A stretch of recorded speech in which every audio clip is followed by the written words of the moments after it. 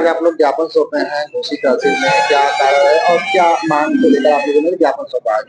देखिए, आज जो है घोसी चीनी मिल की हालत जो है काफी बदतर हो चुकी है। भ्रष्टाचार में पूरी तरह से घोसी चीनी मिल लिप्त हो गई है। आज तक जो भी देश को आजाद हुए लंबे समय बीत गए, लेकिन पूर्वांचल मात्र मऊ जिले के अंदर एक फैक्ट्री चीनी मिल जो है उसकी हालत काफी बदतर हो चुकी है, जिसको लेकर के हम लोग आज माननीय उप जिलाधिकारी महोदय से मिले हैं। ये तमाम समस्याएं हैं, उन समस्याओं को लेकर के माननीय उप जिलाधिकारी महोदय से मिला।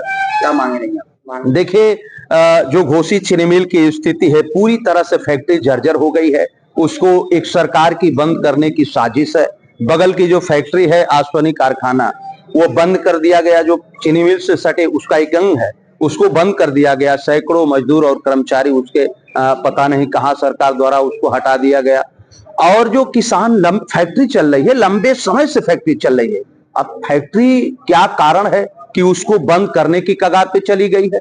न वहां शौचालय की किसानों की व्यवस्था है, न तो वहां रैन व्यवस्था है, रहने की व्यवस्था है। हर प्रतिवर्ष किसानों की मौत होती है टाली के नीचे दब करके। एक्सीडेंट, शौच के लिए जाता है किसान, उसकी एक्सीडेंट से मौत होती है। अभी 2 किसानों की मौत हो गई, जिसको लेकर के हम लोग लगातार उस आवाज को उठाने का काम किए, लेकिन कोई कार्रवाई नहीं हो पा रही। आप अभी शौचालय और गंदगी को लेकर आवाज उठाए थे, क्या वो समस्या सही हुआ? देखिए, कोई समस्या का समाधान नहीं हो पा रहा है। अभी वो फैक्ट्री में तमाम अगल बगल के जितने भी ग्राम सभा है, उनमें जो मजदूर रखे गए, उनकी जमीनें गई, उनको भी धीरे धीरे खत्म कर दिया गया। उनको कोई मर गया, उनके मृतक, पहले मृतक आश्रित के नाम पे नौकरी भी मिलती थी, उसको भी बंद कर दिया। उसके बाद जो है आज किसानों को रिटायर होने के बाद जो जीएम उसका प्रबंधक है, वो अपने लोगों को, जो अपने सगे संबंधी को वहां डेली वेज पे रख रहा है।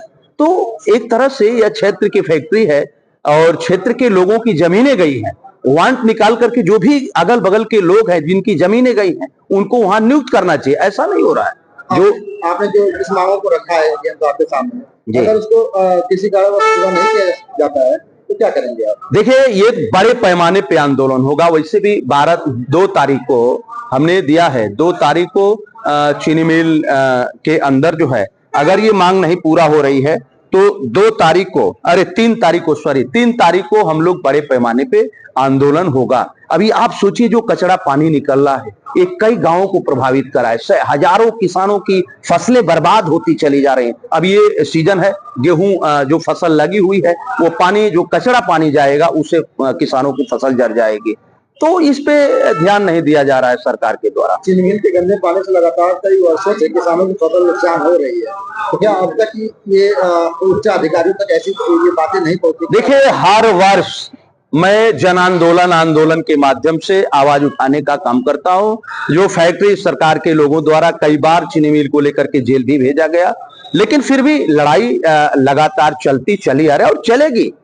इस लड़ाई को लेकर के हम लोग आगे भी बड़े पैमाने पे आंदोलन किया जाएगा। क्या आश्वासन मिला है? देखिए, माननीय उप जिलाधिकारी महोदय ने कहा है कि मैं इसको विधिवत पढ़ूंगा और पढ़ करके जो भी समस्याएं हैं उसको ठीक करने का काम करूंगा, उस समस्या का निराकरण करने का काम करूंगा।